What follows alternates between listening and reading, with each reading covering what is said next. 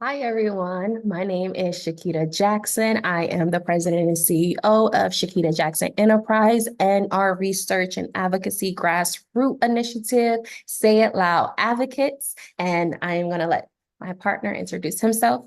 Good evening, everybody. My name is Thomas Tabler, Director of Operations and Programming for Chiquita Jackson Enterprise. Yes, and we are so happy to be here with you all today with our second installment of Listen, Lead, and Share.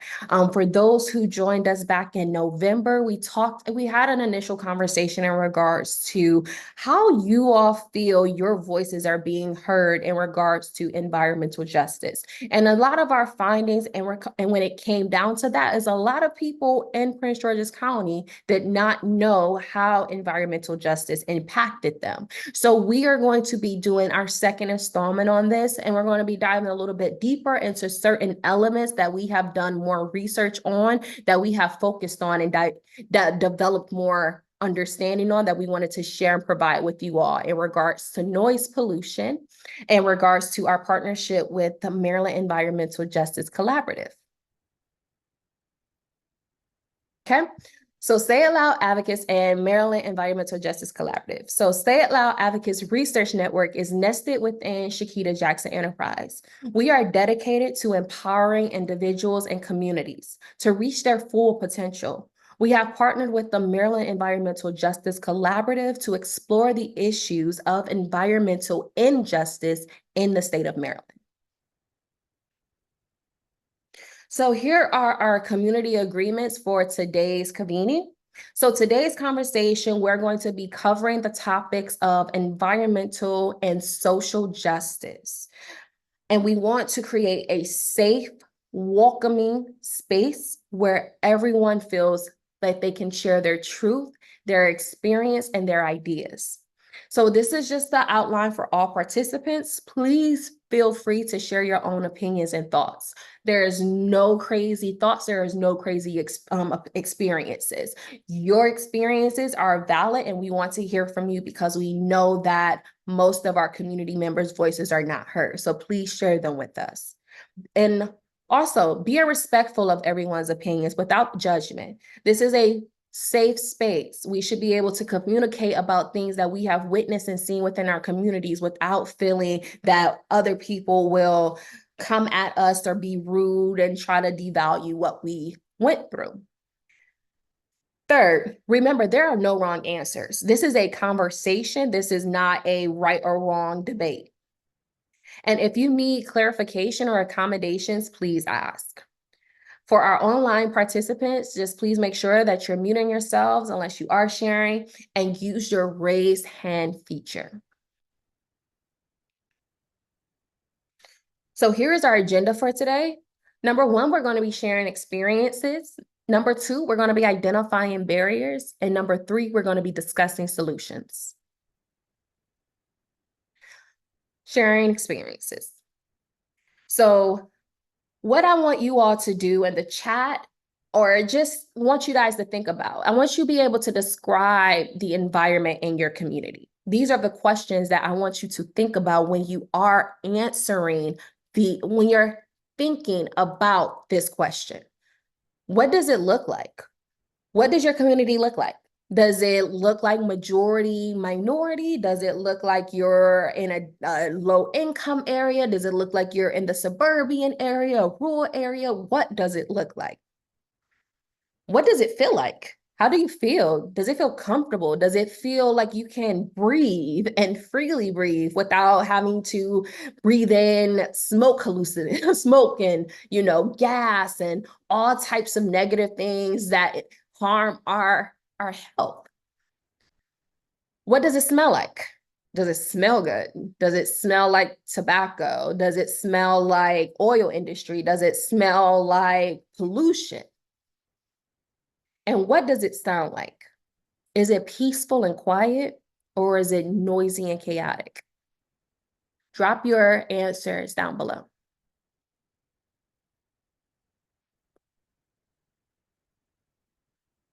While you're thinking about how you are describing your community, what it looked like, what it sounds like, what it feels like, I want you to be able to also think about, how do these issues below impact your community? How does pollution impact your community? For me, I know living in Greenbelt, right next to the Greenbelt metro station, I couldn't sleep because the train station was going off every 5 minutes, it felt like. And it was so hard to get sleep. It was so hard for me to concentrate. So I know for me, noise pollution was something that really impacted me as far as being in my community. Not saying that it was issues that affected my community, but it was things that impacted me while I'm in my community, if that makes sense. Second, inequalities. And I'm going to be very broad with this because I want you all to identify, what does inequality look like to you? Inequality looks different for everyone. And please share how you feel, and even if you do feel that way, if inequality is an issue that has impacted your community. Third, environmental hazards. Are you surrounded by environmental hazards in your community? How does these impact your community? Are you aware if they do impact your community? Again, want you guys to drop your comments in the comment section below. Please share your thoughts. And number 4, access to resources. Do you feel as if you have access to resources that you need to be able to thrive and be sustainable in your community?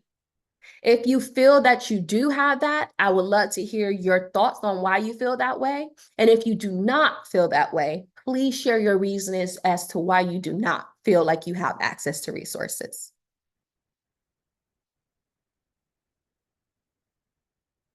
So, as I mentioned earlier, what we focused on through our partnership with the Maryland Environmental Justice Collaborative is noise pollution. We have found that noise pollution is one of the most leading pollutions in the state of Maryland that not a lot of people are even aware of.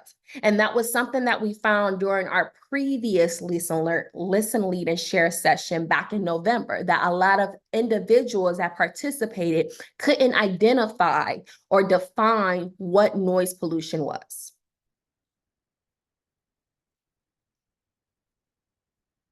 And these are some examples of what noise pollution can look like. Oftentimes, when we talk about noise pollution, we just think of, oh, well, it's just the metro station. It can also be construction.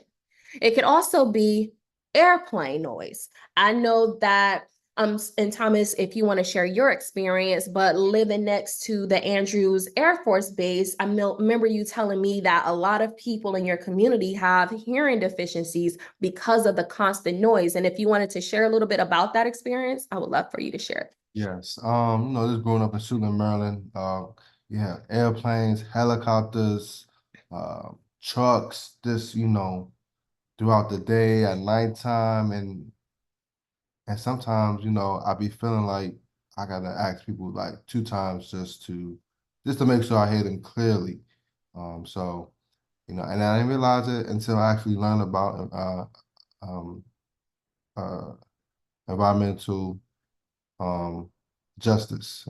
Just my first time hearing about it, and it's just just understanding it and understand that this probably helped. But this was what's affecting my hearing. So thank you for this information that you're sharing with us. Absolutely. And thank you for sharing. I think that it's important for us to have authentic and transparent conversations in regards to things that our communities, and when I say our communities, I'm specifically talking about low-income BIPOC communities, are not fully aware of. Not a lot of people know about noise pollution. We hear often, a lot of times, about air pollution. We know about what goes on and fills up and discusses our air, but we don't never think about our hearing. We don't think about our mental, how our mental is impacted by that. As I mentioned, living next to the Greenbelt Metro Station and having that train go off every 5 seconds, it was destroying my mental capacity. I could not think, I could not breathe. I felt suffocated because I did not have a no place where I felt like I had a sense of quietness. And I'm not originally from Maryland. I'm originally from Detroit, Michigan. We have air pollution issues, not necessarily noise pollution issues, but making that transition from air pollution issue to a noise pollution, it was a shocker, specifically because it was very quiet in Detroit at night and during the day, but we couldn't breathe. We had, like, a lot of people in our communities have asthma. Whereas in the state of Maryland, specifically Prince George's County, where the majority of the population, 63%, if I might be correct, are Black and brown people. And when we look at those statistics, understanding the high majority minority community, we have to look deeper into issues that's impacting. Why do we have a lot of youth that's being born that have hearing problems? Why do we have to yell, or we find ourselves yelling to just communicate with one another? Not projecting, but actually yelling. Those things for me allowed me to identify that it was something missing. It was an issue. Realizing that noise pollution is not just the metro station. It's also construction, airplanes, and traffic, congestion traffic, beeping their horns, all of that. So when you think of noise pollution, don't just think of noise pollution as just, oh, well, I stay next to the metro station. Oh, they're doing construction. You didn't probably even know that a lot of these things that we just identified contributes to noise pollution. We're going to dive a little bit more deeper into how it looks in Prince George's County as far as noise pollution, but we just wanted to provide you all with examples so you can understand that noise pollution is not a one size fit all. It is very complex, and due to the fact that this has been a public health issue according to the Environmental Protection Act in 1970, so over 50 years ago, they knew that noise pollution was an issue. However, no one really knows about the impacts or the effects of noise pollution in low-income and BIPOC communities. And I want you guys to drop your comments down below. Did you know what noise pollution was before this conversation? And if you are joining us from our previous LLS session, how has learning about noise pollution impacted you to make healthier or smarter decisions in regards to where you go out at or where you interact at to minimize having hearing defects? Drop your comments down below. So this is a question. Again, with these questions, please drop your comments down below. As we mentioned, our community agreements in the beginning, there is no wrong answer. Please share it and be authentic and transparent, because your voice and your experience matters to us. And we want to be able to take your experience and be able to use it to help us and impact and influence other people that's in power, like our elected officials, government, and people in government, so they can help alleviate these issues. And it's not going to be a continuous situation where we have to worry about future generations growing up with hearing deficiencies. What environmental issues, if any, affect your health and the health of your loved ones? Can you guys identify any environmental issues? And realize that we're mostly talking about noise pollution, but it can also be air pollution. I know air pollution was huge in Michigan for me. A lot of my cousins have asthma. A lot of my aunties have asthma. My uncles have asthma. My nieces and nephews. So I know a lot of asthma was contributed because of the air. I know in Prince George's County, and Thomas, you can add a little bit more to that, we're seeing a lot of youth not being able to hear. A lot of youth being born either deaf or having severe hearing loss. We also are seeing a lot of our youth being exposed, or not even just our youth, our community in general, being exposed to harmful, hazardous water. I feel like in the city of Baltimore, despite the fact we're not looking at Baltimore specifically, Prince George's County, there's a boiling water advisory every 5 seconds. The water is not even sustainable to drink. So this is what I want you all to think about when we talk about environmental issues and how, if they do, because maybe they don't, how do they affect your health? and not just your health, but also the health of your loved ones? Drop your comments down below. And just to piggyback off what Chiquita was saying, yeah, I I'm in the community. I talk to a couple of the kids here and there. And, I be hearing what they be saying, and sometimes I'm like, oh, that might be noise pollution, or that might be environmental justice. And this it's a lot that's going on that I'm hearing from the kids, but it's like, how do I prevent that, or how do I help them? And it's about telling them, let them know, and understanding what's going on around their community, and that they got to be aware of. And hopefully they listening and understand, and see how we could, prevent that from happening, or help them to understand and prevent it. Absolutely. The next question that I want you guys to provide your feedback and your responses to is, what role, if any, do you think racism and inequality play in the environmental issues you experience? I am going to not provide a lot of feedback or context in this situation, because I want you all to be able to describe and communicate your own personal journeys and being able to share that. I can share a quick statement in regards to racism and inequality that has played in environmental issues for me, from kind of moving around from multiple states. I grew up in the state of Michigan. My hometown is Detroit. I went to school in Kansas and Missouri. I attended University of Kansas before transitioning over to Columbia College of Missouri. And now living in the state of Maryland, DC, Virginia, it was very different. I would say my transition from Michigan to Kansas, I never knew what fresh air looked like until I went to Kansas. I never knew what healthy food looked like until I went to Kansas. And I'm talking about organic food. I'm talking about food that, you don't have to worry about having a stomach ache from. I didn't experience that until I went to college. And then when I came to Maryland, I was exposed to noise pollution.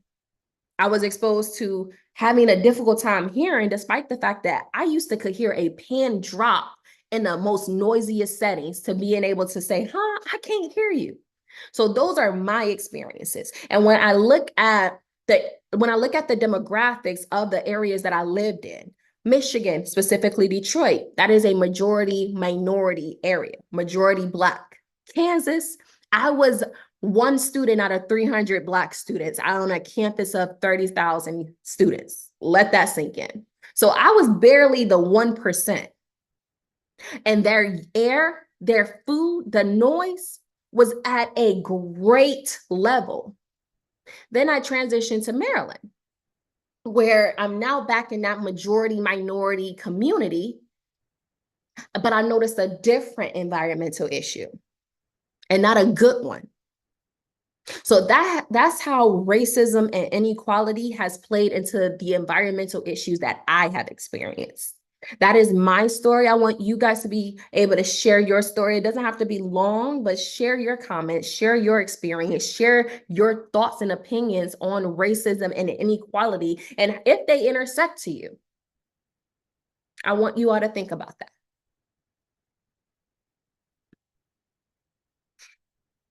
So now we're going to just look at, as we talked a lot about Prince George's County. We talked about this being a majority minority area, community, demographic.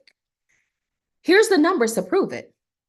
I want to shout out our research and advocacy intern, Ben Waterman, for doing such great research and finding out this information for us. Shout out, Ben. Thank you so much. He was not able to be here with us today, but really grateful that he was able to dive deep and look more into this for us. So this is the Prince George's County demographic. This is Northern PG. Now we're looking at, as you guys can see, Laurel, we have Bruin, Bowie, Hyattsville, Riverdale, Lanham, Seat Pleasant, Queen Anne. Now, what I want you guys to take a look at, the medium household. You see the medium household. I also want you to take a look at the percentage, the poverty percentage. We see in Buren Heights, despite the fact that they make $82,000, to me, that's decent money. It's 18.7% poverty. If we look at Hyattsville, 86,000, almost $87,000. Poverty, 9.8.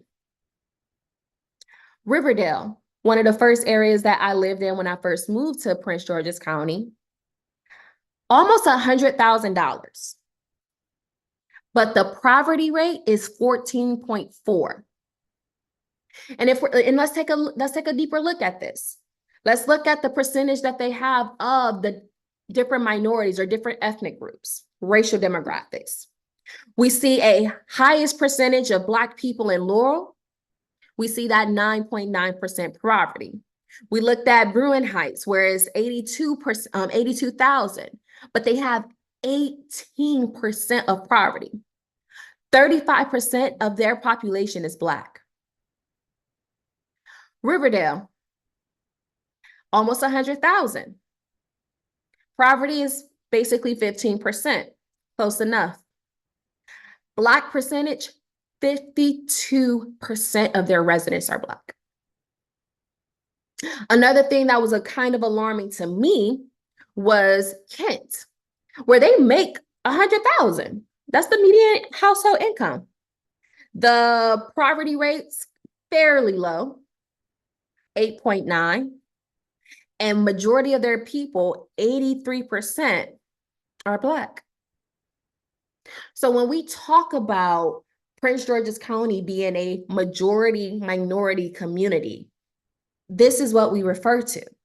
As you can see, most of the people that live in these areas are Black and brown. Despite the fact that they make decent amount, according to, if we're looking at the federal poverty guidelines, they make decent amount of money, but the poverty is still very high.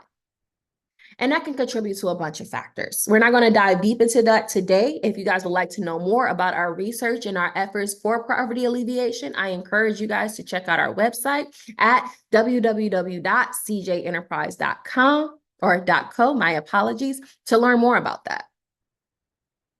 I want to provide you guys with this information so you guys can see the numbers, see the percentage, see how many of us, that people that look like us, are in these communities that are struggling with poverty. And it could be right next door to you and you don't even know it.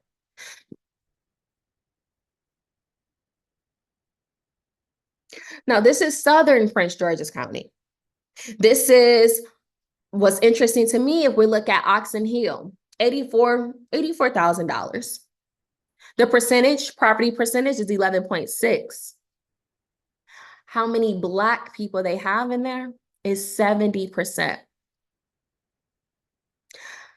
I want to provide a little context so you guys can kind of understand, oh, is that good or is that bad? How we have been measuring poverty, anything that is above 6% is close enough to 10%. If it gets to 10%, that means that is going down a spiral. That means that it's increasing the poverty versus trying to find solutions to decrease. So if it is above 6%, that means that it has a chance for a good chunk of its community people, residents, individuals can experience poverty. Another thing I want you guys to identify when you're looking at this chart is the amount of money. The median household is good. The median household is so good. I know people back home that's probably making maybe 45,000. 45,000. You have people here that's making triple that. But we're still having high poverty rates. This is what we talk about when we talk about racism and inequality and how they interconnect with each other. This is how I want you guys to think, and this is how I want you guys to look at it. And if you have questions or anything like that regarding to our findings, don't hesitate to reach out to us. You can put your comments down below. You can reach out, send us an email. We're available and we're here to support you all. Because what we identified and what we found out while we have been diving deep into this research is that we are one of the only organizations in the state of Maryland that is looking into noise pollution, that is looking into noise pollution in such a unique way that other organizations have not even considered to do. We're changing the game on how we're viewing environmental justice. And we're changing that game for the better so we can empower our communities. Hi, everyone. My name is Ben, and I'm a research intern with Chiquita Jackson Enterprise. This is some of the noise pollution research that we've been working on.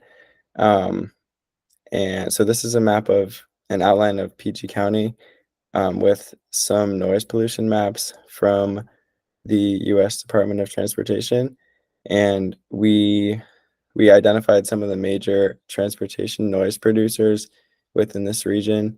The largest ones that are in the kind of bright red and yellow are I-95, the MARC and CSX train lines, the Beltway, US 50, and other important regional highways. For the most part, something that we notice is on the interior of the county, like closer to DC, there tends to be more noise. We have the Beltway, and a lot of train activity there, whereas on the outer portion of the county, it tends to be a little bit less, and that is somewhat correlated with the poverty, which tends to be greater closer into DC.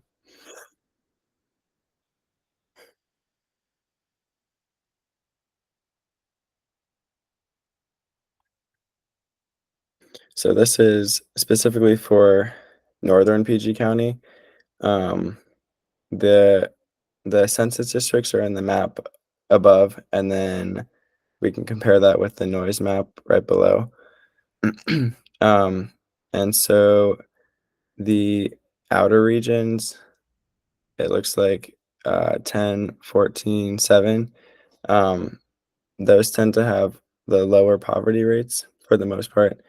Whereas the closer in ones, like 17, which is Chillum and Hyattsville and Bladensburg, tend to have slightly lower median income and higher poverty rates.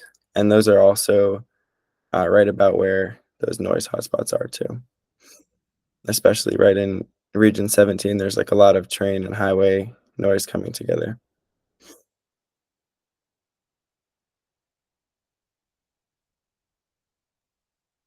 We also see a similar pattern in the southern part of the county, which is a little bit less built up.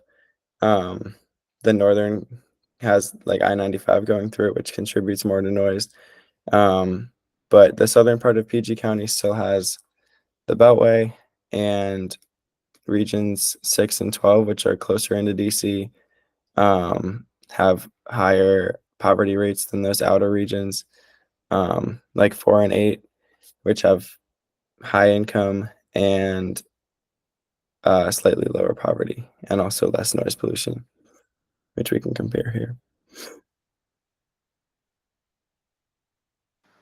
And Ben, I know that when we were talking about the noise pollution and why you were researching and finding this, I believe you stumbled upon this. I didn't even know about the census district information. Can you provide something that was interesting or shocking to you during your research findings? So I found out that I was looking for a way to sort of consolidate the information more than just showing like statistics for PG County as a whole. So I stumbled upon the census districts because the Census Bureau provides data based on these census districts. However, these districts are different than the electoral districts, and they're also different from like the zip code districts. So that's why we wanted to include the map of the districts, just because we figured people may not be familiar with them since we weren't familiar with them prior to this.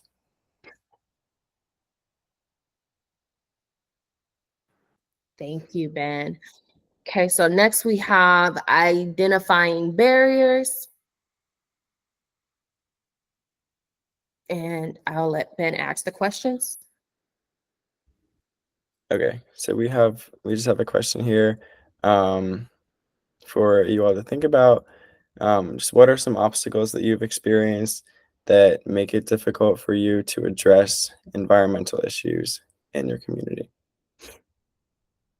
And when we talk about obstacles, we're talking about things that you feel that has made you feel uncomfortable, not necessarily forceful, but just in turn, like mentally, like, you know, if you felt like you just couldn't speak or say anything to someone because you felt like your voice wasn't heard. A number one thing that we have identified, and this is something that we have always known in the research community, is that a lot of voices are not heard. Most of the time when elected officials and people get elected, they often push the community members that they say that they will help bring their voices and empower and like listen to them, often on a back burner. So we want you to really communicate that with us. Identify the obstacles. It doesn't have to be a lot. You don't have to give us a story. It can be one simple thing that you've experienced that you feel that makes it hard for you. It could be the simple fact that you just did not know that these types of issues impacted the communities that you lived in. We want you to identify that and put those comments down below.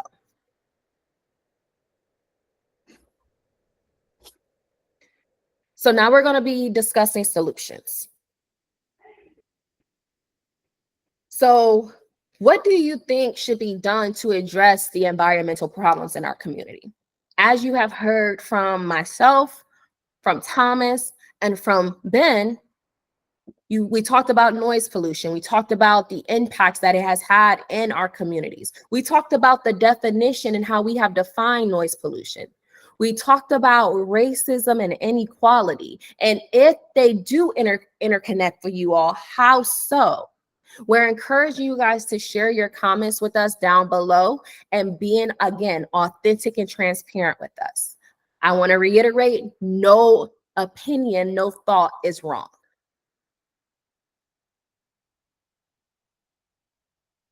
I'll let Ben ask this one. Okay, so we would also like to hear if you have any thoughts about policies or laws that could address environmental injustice. And these can be anything that's currently in the works or just ideas that you have as well. And we'll be able to share them with the Maryland Environmental Justice Collaborative Group. Yes. I currently can't think if there are any laws or policies that are directly impacted or that will talk about noise pollution, decreasing it. I have seen, if anything, a lot of policies and laws being passed for more construction, for them to expand roads, building the purple line. So those are the laws that I have seen.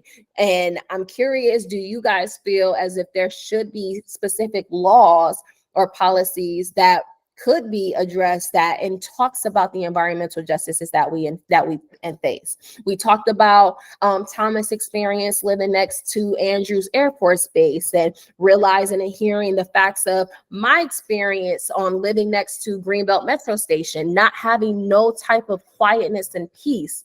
And we also looked at what Ben showed us, that yucky graphic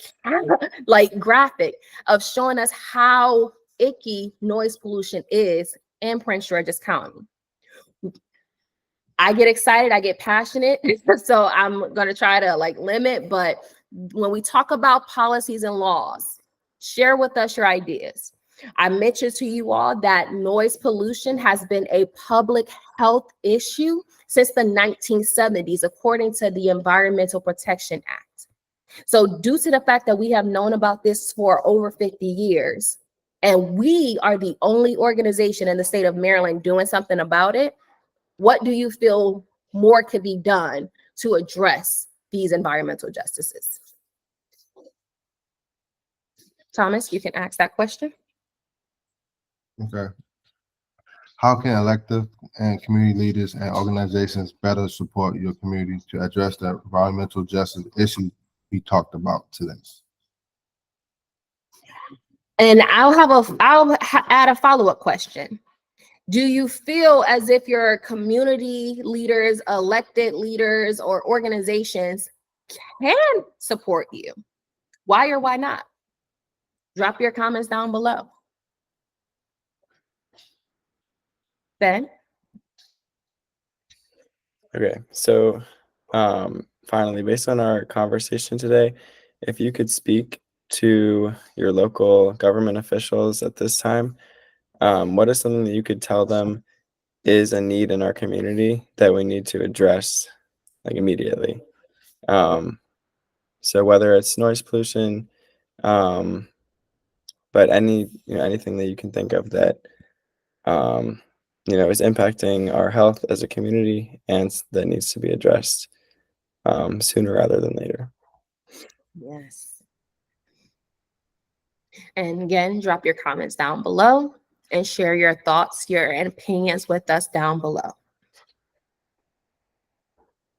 And just concluding our conversation, are there any other additional comments, questions, or concerns you would like to share? Please drop them down below. We want to hear from you. We are currently working on policy reports. We're currently working on op-eds to bring more awareness about noise pollution in Prince George's County and throughout the state of Maryland in general. We have talked to you all about specifically Prince George's County, but I just want to again highlight and shout out our dynamic research and advocacy intern, Ben, who has been looking at multiple different areas throughout the state of Maryland and also DC to help uncover patterns and identifying issues that we have noticed that has been an issue in regards to noise pollution.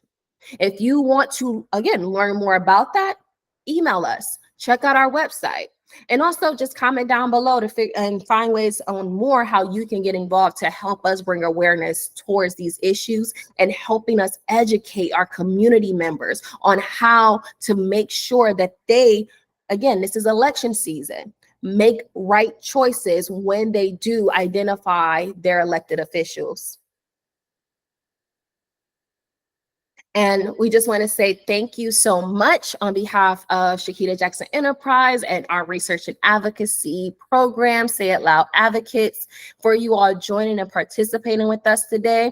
Your voices are always going to be heard underneath our spaces, and we look forward to inviting and welcoming you to more conversations, thought-provoking conversations and discussions that we host and we organize to continue to have conversations that are non-traditional, that are not really talked about in our communities because they're kind of looked at as a taboo.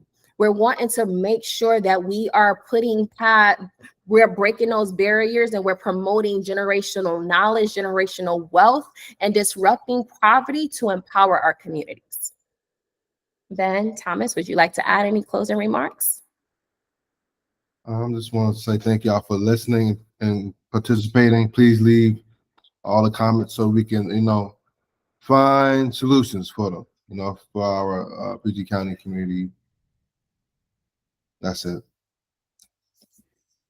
I just wanted to thank everyone for joining and listening. And we really hope to see some comments because that's our main goal, is to work with you, the community members, to help improve our community and make it the most healthy and beneficial that we can. Yes. Thank you all so much. We look forward to hearing your conversations and your discussions down below, and we will see you all next time. Bye.